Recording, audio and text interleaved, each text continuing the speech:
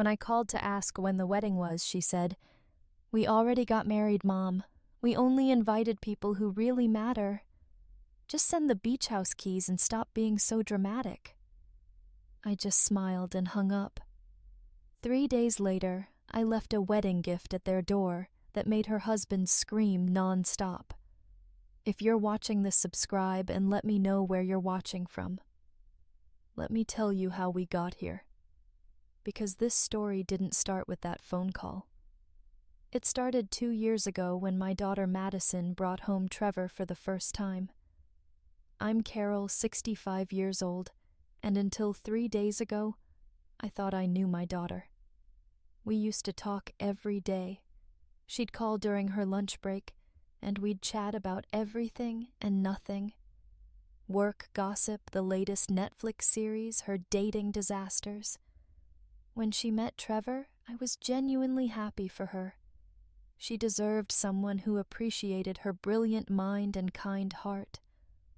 "Mom, he's different." She'd said that first night, practically glowing. "He really gets me."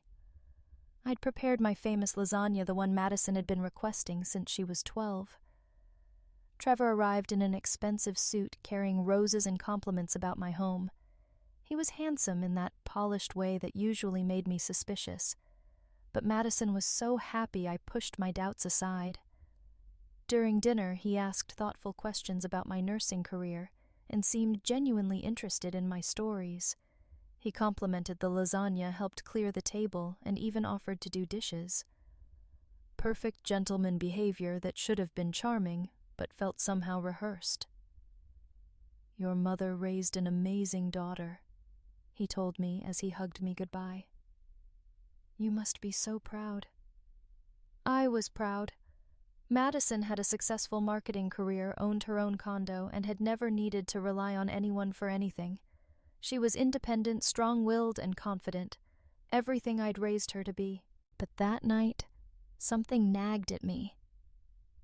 Maybe it was the way he spoke about Madison like she was a prize he'd won, or how he'd mentioned my beautiful beachfront property 3 times during dinner. I owned a small beach house in Cape Cod that had been in my family for 15 years, a place where Madison and I spent every summer together. "He's very interested in our traditions," I told my sister Janet the next day. "That's sweet, Carol. It means he wants to be part of the family." I wanted to believe that. I really did.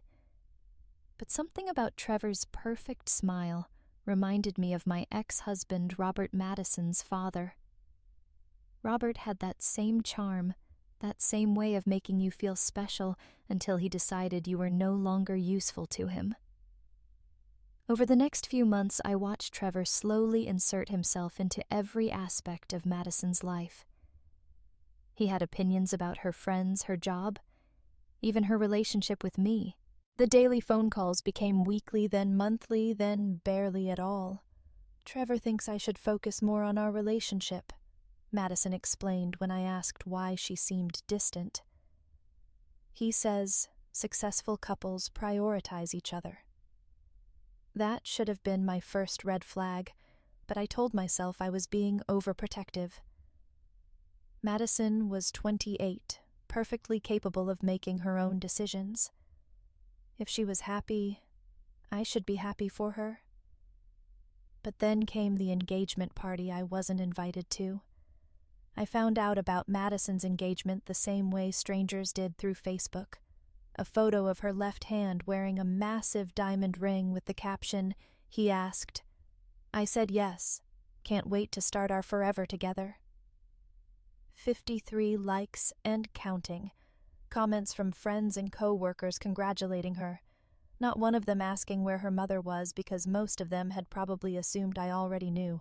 I stared at that photo for 10 minutes, my coffee growing cold as I tried to process what I was seeing.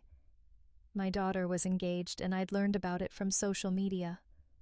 I called her immediately. "Oh my God, Mom. I'm so sorry." Madison's voice was breathless, excited. "It just happened last night, and we were so caught up in the moment.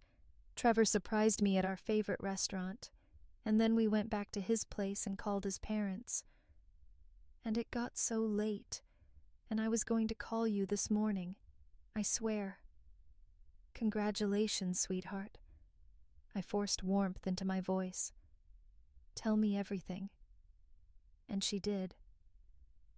For 20 minutes she gushed about the proposal, the ring, how romantic it all was, how Trevor's parents had immediately started planning an engagement party at their country club, how they were thinking of a spring wedding. When's the engagement party? I asked. There was a pause. Next Saturday.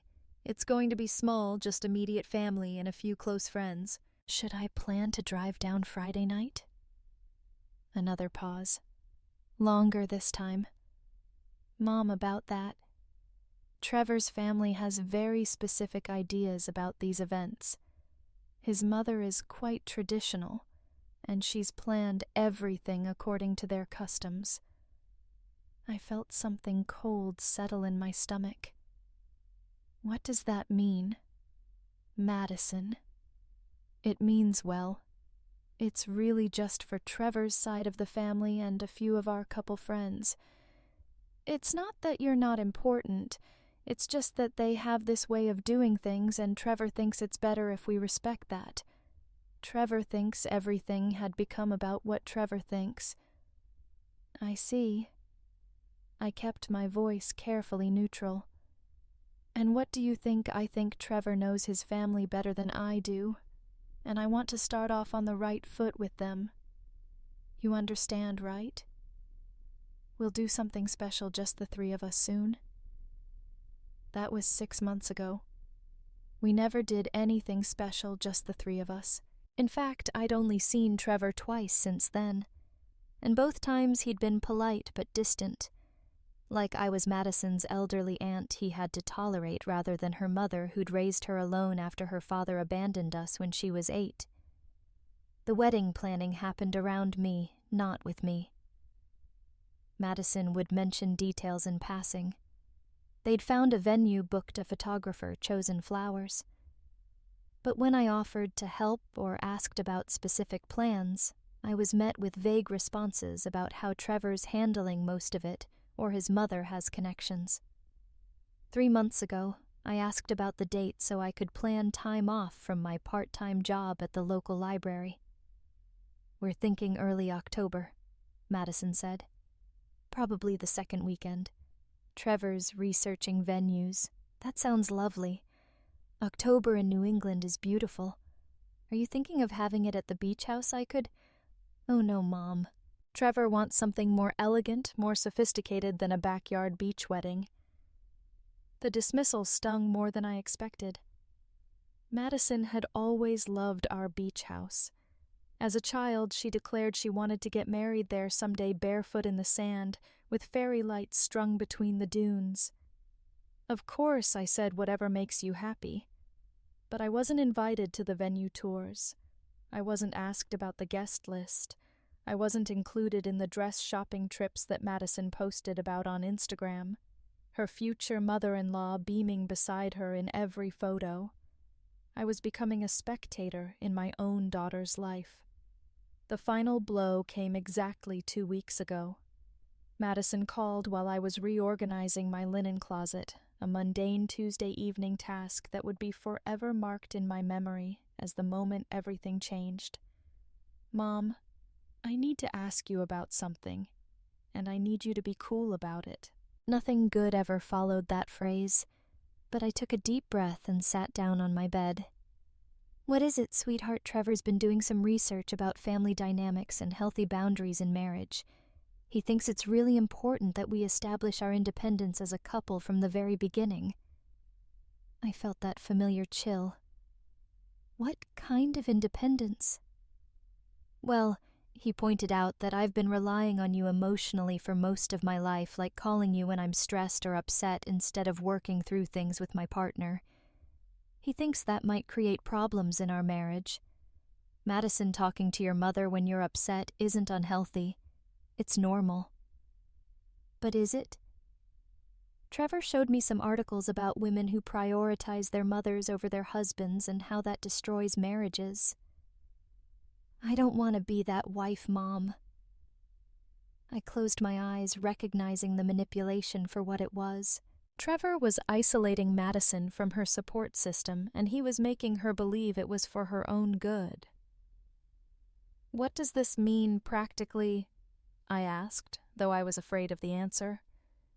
It means we need to establish some boundaries, less frequent contact, more space for Trevor and me to build our own traditions. And she hesitated. Trevor thinks it would be healthier if we spent the holidays with his family this year, just to break the pattern of dependence. The holidays. We'd spent every Christmas together since Robert left. It was our tradition, our time. Madison would drive up from Boston on Christmas Eve, and we'd stay in our pajamas until noon, drinking hot chocolate and opening presents like she was still 12 years old. I see. My voice sounded strange, distant. Anything else? Actually, yes. Trevor thinks the beach house situation is complicated. What about the beach house? Well, I've always assumed I'd inherit it someday, but Trevor pointed out that puts a lot of pressure on our relationship. Like he feels like he can never truly relax there because it's not really ours. It's yours. And if something happened between us and you, we'd lose our vacation spot. I gripped the phone tighter. Are you asking me to sign the house over to you? Not exactly. Trevor thinks it would be better if we just found our own place somewhere that's truly ours. He doesn't want to feel like he's constantly under scrutiny from you when we're supposed to be relaxing. Under scrutiny from me, the woman who'd barely seen him in the past year. Madison. That house has been in our family for 15 years. It's where you learn to swim, where we've made thousands of memories together. I know Mom and I treasure those memories, but I'm starting a new family now with Trevor, and he needs to feel like we have our own special places. Our own special places. Places that didn't include me. I ended that conversation with promises to think about everything and respect their need for space. But inside, I was already planning. Not revenge, not yet. But I was going to find out exactly who Trevor really was and what he wanted from my daughter. It took me exactly 1 week of careful internet searches and a few phone calls to Madison's college friends to piece together Trevor's pattern. Madison wasn't his first wealthy, naive girlfriend. There was Emma, whose family owned a successful restaurant chain. She'd also been isolated from her family before their wedding was called off when her father discovered Trevor's gambling debts. And before Emma, there was Sarah, whose trust fund Trevor had tried to access before her brothers intervened. Trevor Morrison wasn't just controlling. He was a predator who specialized in intelligent, successful women with family money. And Madison, with her successful career and expectation of inheriting valuable beachfront property, was his latest mark. That's when I started planning my wedding gift. The phone call that changed everything came 3 days ago on a Wednesday morning while I was deadheading my roses. Madison's name appeared on my phone screen, and for a split second I felt that old surge of joy before remembering how things stood between us now. "Hi, Mom." Her voice was different. Flat, mechanical. "Hello, sweetheart. How are you? I'm calling to let you know that Trevor and I got married yesterday.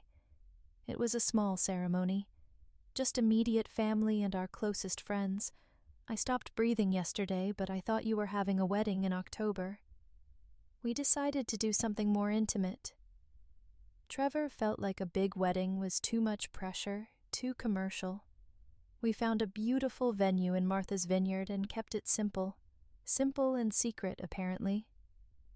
Congratulations, I managed. I'm sure it was beautiful. It was perfect. Really, Trevor's parents were there, and his sister flew in from California. My friend Jessica was my maid of honor, and Trevor's best friend Tom was his best man. The photographer got some amazing shots. She was listing off details like she was reading from a catalog, not describing the happiest day of her life. But what struck me most was what she wasn't saying. "That sounds lovely, Madison. I'm happy for you." "Thanks. Oh, and Mom, Trevor, and I were wondering if you could send us the keys to the beach house. We're thinking of spending our honeymoon there since we didn't have time to plan a proper trip." There it was, the real reason for the call, not to share her joy with her mother, not to include me in this major life milestone, but to ask for the keys to property they'd already decided should be theirs. "The keys to the beach house," I repeated slowly. "Right. Trevor's really excited to see it. I've told him so much about it over the years. He's particularly interested in the renovations you've done and the property value appreciation." Property value appreciation. How romantic. "Madison, when you say you got married yesterday, do you mean you had a ceremony, or do you mean you're legally married?" "Both. We got the license last week and had the ceremony yesterday." "Why?" "Just clarifying." "And you didn't think to invite your mother to your wedding?" There was a pause. "Mom, please don't make this dramatic." It was Trevor's decision to keep it small and honestly after everything we talked about regarding boundaries. "I thought you'd understand." "I understand perfectly." And I did. I understood that my daughter had married a man who had convinced her that excluding her own mother from her wedding was healthy. I understood that Trevor had succeeded in his plan to isolate Madison from the one person who might have protected her from him. "So you'll send the keys. We're hoping to drive up this Friday." "Of course, sweetheart. I'll make sure you get them." After I hung up, I sat in my garden for a long time, staring at my roses and thinking about patterns. Trevor followed patterns. He isolated women from their families, convinced them to give him access to their assets, and then probably moved on when he'd gotten what he wanted, or when someone started asking too many questions. But Trevor had made one crucial mistake.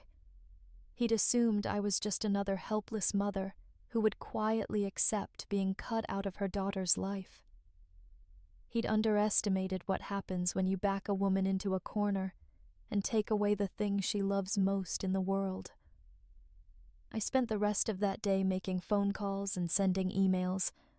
By evening, I had everything I needed to give Trevor exactly what he deserved. Not revenge, really justice. The wedding gift I was planning would be far more valuable than anything Madison might find on her registry. It would be the gift of truth. I've always believed that the best gifts are the ones that keep on giving. So when I drove to Madison and Trevor's apartment that Friday morning, I made sure my wedding present would provide lasting memories. The package was beautifully wrapped in silver paper with an elegant white bow. Inside was a leather portfolio containing several items that I'd spent the past 72 hours carefully assembling. Trevor was going to love learning about his new family connections. I left it outside their door with a note. "Congratulations on your marriage. Every new husband should know about his wife's family history. With love, Carol." Then I went home and waited. The call came at 2:17 p.m., Madison's number, but Trevor's voice, and he was screaming, "What the hell is wrong with you, you crazy old witch? How dare you send us this garbage?" I set down my teacup gently. "Hello, Trevor. I take it you opened your wedding gift." "This isn't funny. This is harassment. I'm calling the police. I'm confused. Dear, what exactly would you report that your mother-in-law gave you a wedding gift containing public records and newspaper articles?" In the background, I could hear Madison crying. "Trevor, calm down. Let me talk to her." "No, this woman is insane. She's trying to ruin our marriage before it even starts." I couldn't help but smile. Trevor, surely you're not upset about me sharing some interesting family history. I thought you'd appreciate knowing about the connections between our families. The truth was, I discovered something absolutely fascinating during my research into Trevor's background. It turns out that Trevor's grandfather, William Morrison, had been involved in a rather significant business dealing with my late husband, Robert, back in 1987. A real estate development deal that had gone very, very badly. The documents I'd included in the wedding gift told the complete story. How William Morrison and Robert had been partners in a shopping center development project. How Morrison had systematically embezzled funds from their joint accounts. How Robert had lost nearly everything, including his first marriage, because of Morrison's theft. How Morrison had fled to Florida with over $2 million, leaving Robert bankrupt and facing lawsuits from investors. But that wasn't the most interesting part. The most interesting part was what I'd discovered in the final newspaper article from 1993. William Morrison had died in a car accident, but not before confessing on his deathbed to his grandson Trevor about the money he'd stolen and hidden in various accounts. Money that Trevor had been quietly accessing for years. Money that had funded his lifestyle, his expensive clothes, his ability to woo women like Madison without holding down a real job. Money that legally belonged to Robert's estate, which since Robert had died 3 years ago now belonged to his only heir, Madison. "Trevor," I said calmly into the phone. I also included some contact information for the law firm that handled Robert's estate. They're very interested in speaking with you about those offshore accounts your grandfather mentioned in his confession. Apparently, there's quite a bit of money that rightfully belongs to Madison. The screaming stopped abruptly. "You're lying," he said. But his voice had changed. The rage was gone, replaced by something that sounded distinctly like panic. "I never lie, dear. I'm a retired nurse. We're trained to be very precise about facts. But don't take my word for it. I'm sure your grandfather's lawyer in Miami will remember you. Mr. Rodriguez has been very helpful in tracking down the paper trail. I heard Madison in the background asking what was happening, what money I was talking about. Oh, and Trevor the Beach House keys are in the portfolio, too. Consider it my wedding gift to both of you. I'm sure you'll find it very relaxing to discuss your family's financial history while enjoying the ocean views." Then I hung up and poured myself another cup of tea. The next few hours were going to be very interesting indeed. Madison called me at 6:30 that evening. Her voice was hoarse from crying, and I could hear Trevor shouting in the background.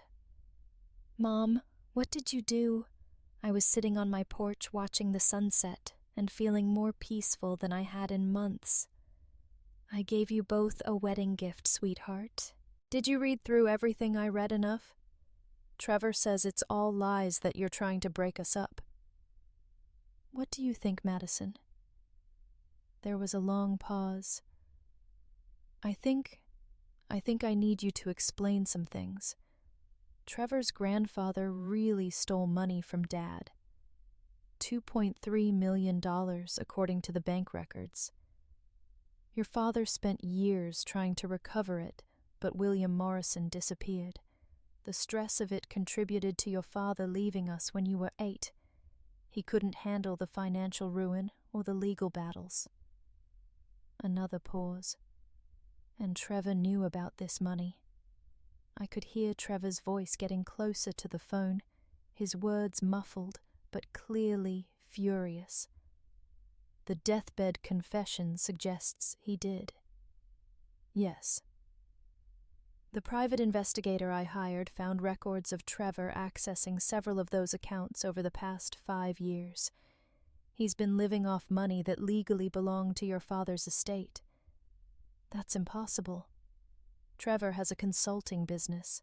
He told me he specializes in investment strategies for high net worth individuals.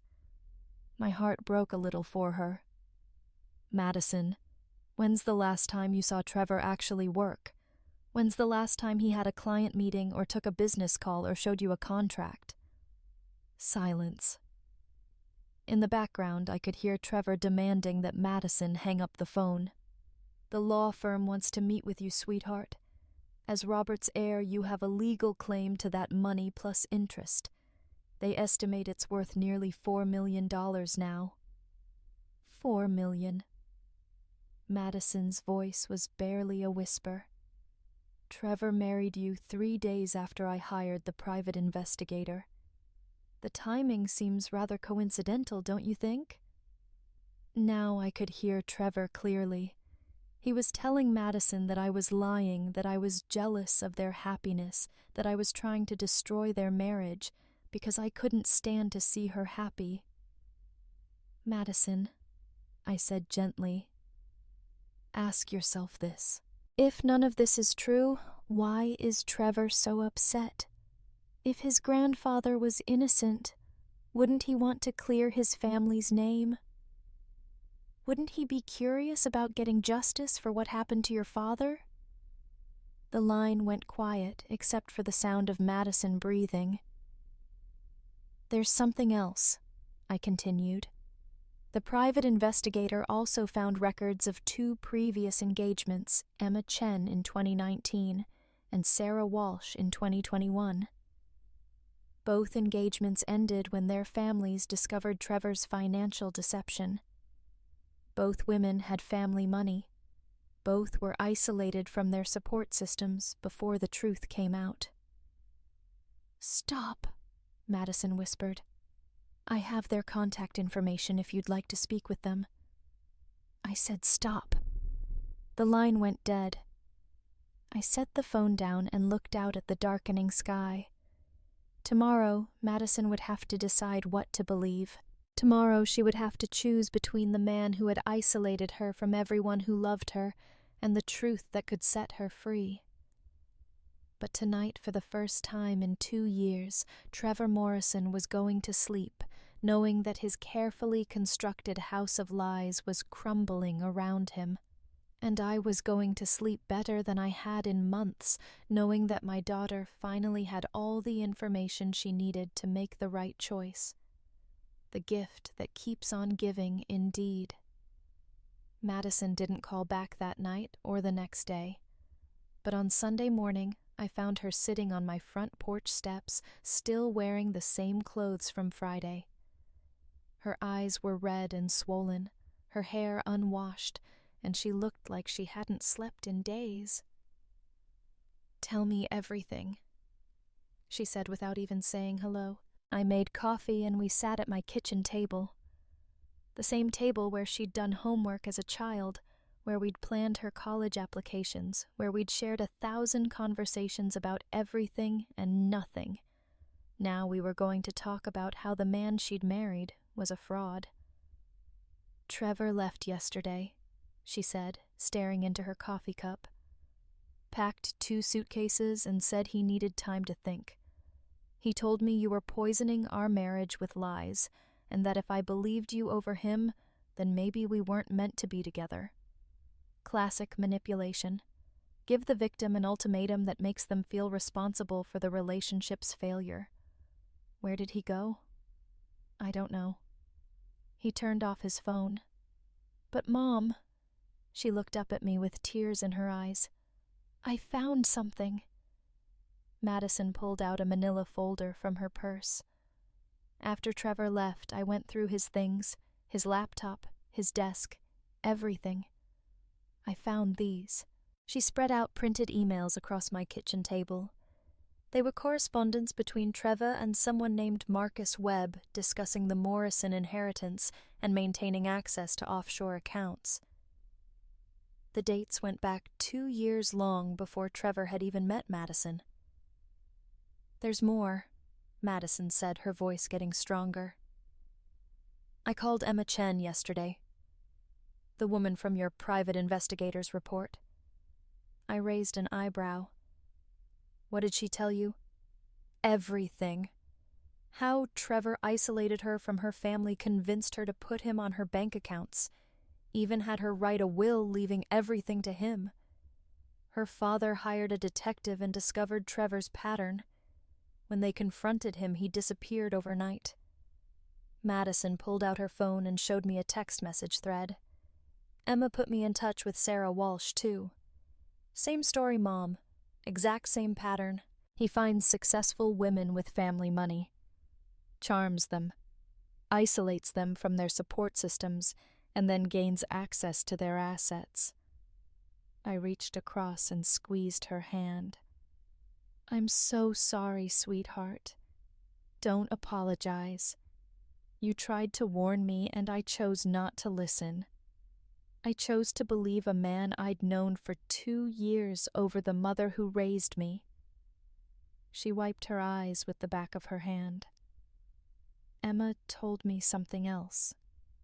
She said, Trevor actually researched us before he even accidentally met me at that coffee shop.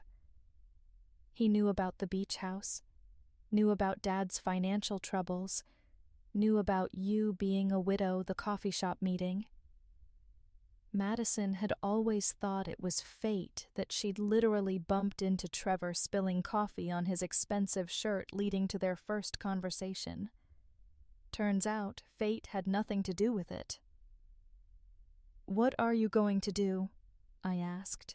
Madison looked at me with an expression I hadn't seen since she was 12 years old and had decided to stand up to a bully at school. Determined, fierce, ready for a fight. I'm going to destroy him, she said simply. But I'm going to need your help. For the first time in 2 years, my daughter was asking for my help instead of pushing me away. And for the first time since this whole nightmare began, I smiled with genuine happiness. Tell me what you need. The plan we developed was beautifully simple. Trevor would come back eventually. Men like him always do when they think the crisis has passed. He'd apologize, promise to change, maybe even claim he'd been confused or overwhelmed by the accusations. He'd try to smooth things over and get back to his original plan of accessing Madison's assets, but when he came back, we'd be ready for him. Madison called the law firm that Monday and met with Robert's estate attorney, Patricia Winters. The news was even better than I'd hoped. Not only did Madison have a legal claim to the money Trevor's grandfather had stolen, but because Trevor had been accessing those accounts while knowing they contained stolen funds, he could be charged with criminal conspiracy and money laundering. The statute of limitations on the original theft has expired, Patricia explained to Madison over the phone. But your husband's recent access to those accounts resets the legal clock. He's essentially been receiving stolen property for years. Patricia also connected Madison with a federal investigator who specialized in financial fraud. Agent Jennifer Liu had been tracking Trevor's pattern for months, building a case based on complaints from Emma and Sarah's families. We've been waiting for the right opportunity to move forward, Agent Liu told us during a conference call. Your situation provides the final pieces we need. If you're willing to cooperate, we can set up a controlled operation. Madison agreed immediately. She wanted Trevor held accountable not just for what he'd done to her, but for what he'd done to Emma and Sarah, and who knows how many other women. Wednesday afternoon, Trevor texted Madison. Can we talk? I miss you. I'm ready to come home. Madison showed me the message. Should I respond? Tell him you miss him too and that you're sorry for doubting him. Tell him you realize I was just jealous and trying to cause trouble. She typed the message. Her jaw clenched with anger, but her words perfectly crafted to appeal to Trevor's ego. He responded within minutes, saying he'd be home by Friday evening and that they could start fresh. Agent Liu briefed us Thursday morning. The apartment will be monitored. Madison, you'll be wearing a wire and we'll have agents positioned nearby. All you need to do is get him to admit he knew about the stolen money and that he married you to gain access to your inheritance." "What if he doesn't confess?" Madison asked. "Then we proceed with the financial evidence we already have, but a recorded confession would strengthen the case significantly and help us pursue charges related to his other victims." Friday evening came faster than I expected. I sat in my living room, supposedly reading a book, but actually staring at my phone, waiting for updates. Agent Liu had given me a number to call if Madison needed help, though they assured me the apartment was completely secure. At 7:43 p.m., my phone buzzed with a text from Madison. "He's here." At 8:15 p.m., he brought flowers and wine, playing the perfect apologetic husband. At 8:52 p.m., he's talking about planning a real honeymoon, asking about accessing my savings account for deposits.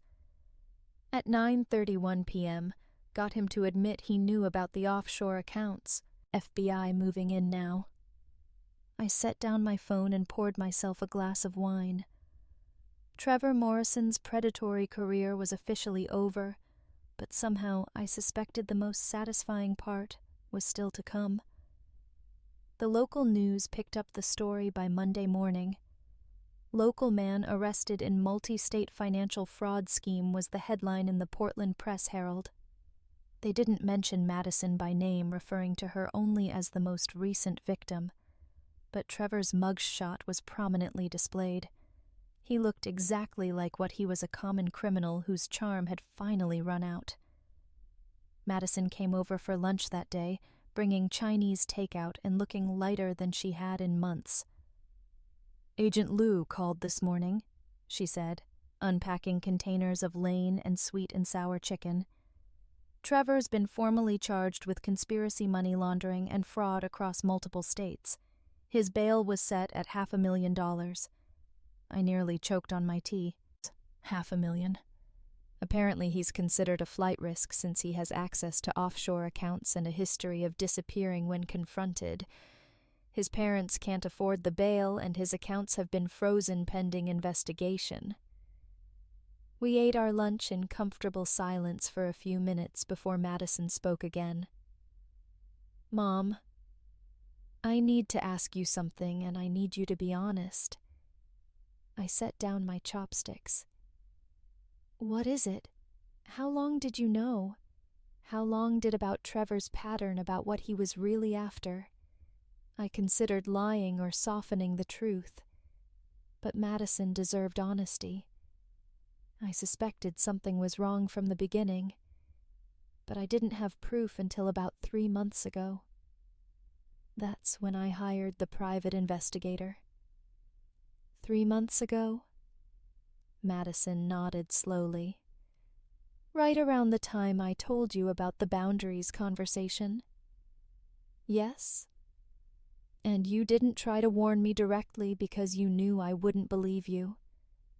I met her eyes. "Would you have?" She shook her head. "No, I would have thought you were jealous or trying to interfere. Trevor had me so convinced that you were the problem." She paused, playing with her noodles. "How did you know to look into his grandfather's background?" "I recognized the name Morrison from your father's old papers. When I realized the connection, I knew there had to be more to the story." Madison was quiet for a long time. When she finally spoke, her voice was small and sad. "I was so mean to you, Mom. I said terrible things. I excluded you from my own wedding because he convinced me it was healthy." "Madison, no. Let me finish. I chose a man I'd known for 2 years over the mother who sacrificed everything to raise me alone. I believed his version of what family should look like instead of trusting my own experience. I'm so ashamed." I reached across the table and took her hand. "You were manipulated by an expert predator. That's not your fault, but I should have seen through him. I'm smart, educated, successful. How did I fall for it? Because he targeted those exact qualities. He found a strong, independent woman and convinced her that her strength was actually weakness. That's what predators do, sweetheart. They don't target weak people. They target people who have something they want. Madison squeezed my hand. How do I make this right between us? You already have. You're here, you're safe, and you're free. That's all I ever wanted. We finished our lunch and spent the afternoon looking through old photo albums. Madison pointing out pictures from beach house summers and asking me to tell her stories she'd forgotten. It felt like we were rebuilding something that had been broken brick by brick. That evening, as Madison was getting ready to leave, she paused at the door. Mom, there's going to be a civil trial to be a civil. Agent Lou says the families of Trevor's other victims are filing a class action lawsuit to recover their losses. They want me to be part of it. Are you going to join them? Madison smiled. And for the first time in 2 years, it was the fierce, determined smile I remembered from her childhood. Oh, absolutely. I'm going to make sure Trevor Morrison never has the opportunity to hurt another woman again. That's my girl, I thought. Welcome back. The trial began 6 weeks later, and it was everything I could have hoped for. Patricia Winters had been right about the money. Madison was entitled to nearly $4 million in recovered assets plus interest and damages. But more importantly, the prosecution had built an airtight case against Trevor that exposed his entire operation. Emma Chen flew in from Seattle to testify looking confident and professional in a navy blue suit. Sarah Walsh drove up from New York clearly nervous but determined to see justice done. Together with Madison, they painted a picture of a systematic predator who had refined his technique over years of practice. I sat in the gallery every day watching my daughter tell her story with dignity and strength. She testified about the isolation, the manipulation, the way Trevor had convinced her to doubt her own instincts and cut ties with her family. She spoke calmly and clearly, never breaking down, never letting emotion overwhelm her facts. Trevor's defense attorney tried to portray him as a misguided young man who had made poor choices but wasn't a criminal mastermind.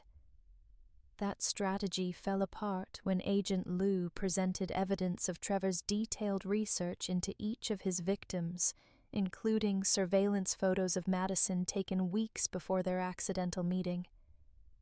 But the most devastating testimony came from an unexpected source.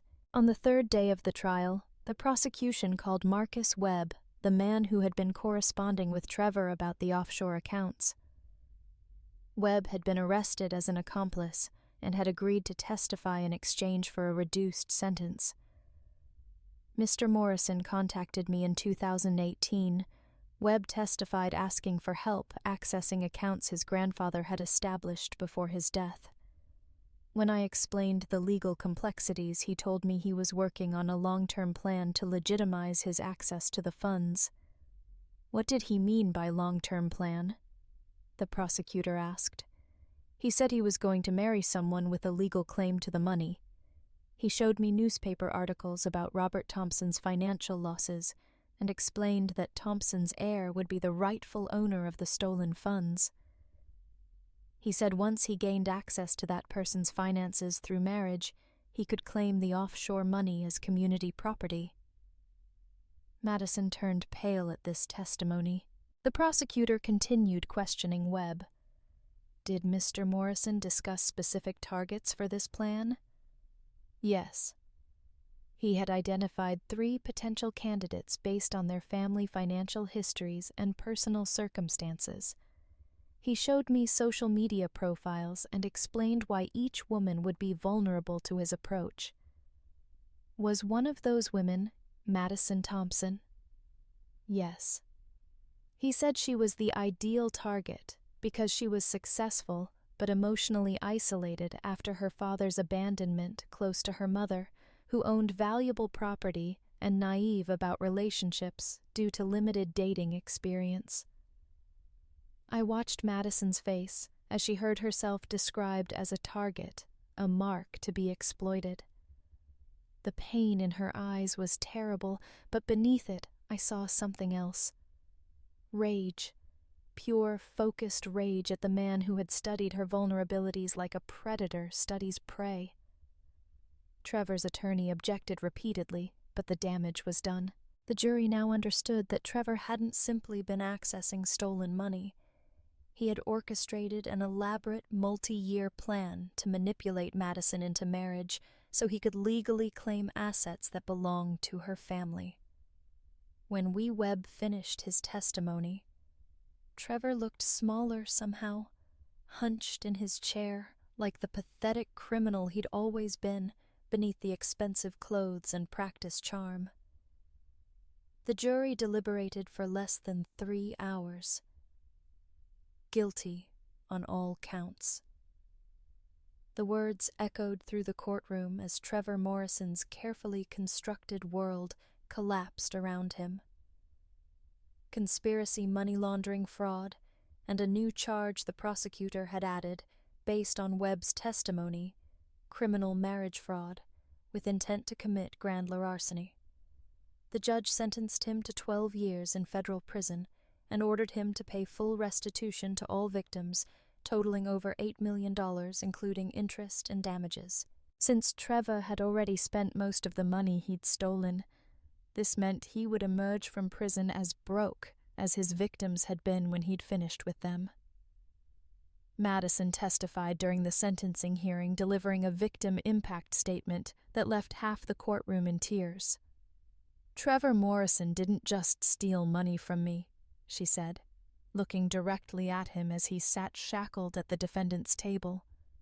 "He stole 2 years of my life, my relationship with my mother, my ability to trust my own judgment, and my faith in love itself. He convinced me that the people who truly cared about me were the enemy, while he was systematically planning to rob me blind." She paused, gathering herself, then continued with steel in her voice.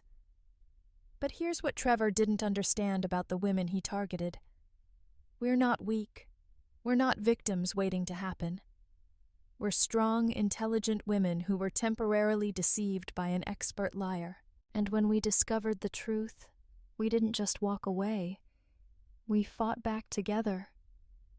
Trevor kept his eyes down during Madison's statement, but I saw his shoulders shake when she said, "I hope you spend every day of your sentence thinking about the lives you destroyed and the women who were strong enough to rebuild them."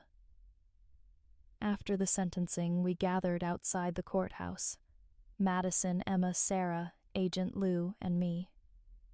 The media wanted interviews, but we politely declined. This wasn't about publicity or revenge. It was about justice. Emma hugged Madison goodbye. "Thank you for being brave enough to wear that wire. Without your recording, we might never have gotten a conviction." Sarah squeezed my hand. "Thank you for not giving up on your daughter. If you hadn't investigated Trevor's background, he'd still be out there finding new victims." "Agent Lou gave us all her card. You've helped us shut down a predator who might have hurt dozens more women. The FBI appreciates your cooperation, but more importantly, you should be proud of your courage." As the crowd dispersed, Madison and I walked to our cars in comfortable silence. Finally, she turned to me. "Mom, I have something to ask you." "What's it worth, sweetheart?" She smiled that beautiful smile I'd missed for 2 years. "Would you help me plan a real wedding? Someday, when I find someone who actually deserves me, someone who loves you too, because anyone who can't appreciate my mother isn't worthy of me." I felt tears sting my eyes. I would be honored. And Mom, the beach house. I know Trevor made me say those awful things about it not being sophisticated enough. The truth is, I've always dreamed of getting married there, barefoot in the sand with fairy lights strung between the dunes, just like I used to plan when I was little. It would be perfect, I said, hugging her tight. As we drove away from the courthouse, I thought about the woman I'd raised. Madison had been temporarily lost, deceived by a master manipulator who had targeted her kindness and turned it against her. But in the end, the strength I'd seen in her as a child had resurged. She'd found her way back to herself and back to me. Trevor Morrison had made one fatal error in his calculations. He'd assumed that isolating Madison from her family would make her vulnerable and dependent. Instead, it had only made our eventual reunion stronger and our combined fury more devastating than he could have imagined. The predator had become the prey, and justice had been served by the very women he'd tried to destroy. Some wedding gifts really do keep on giving, and the gift of truth, once unwrapped, can never be taken back. Thanks for listening. Don't forget to subscribe and feel free to share your story in the comments. Your voice matters.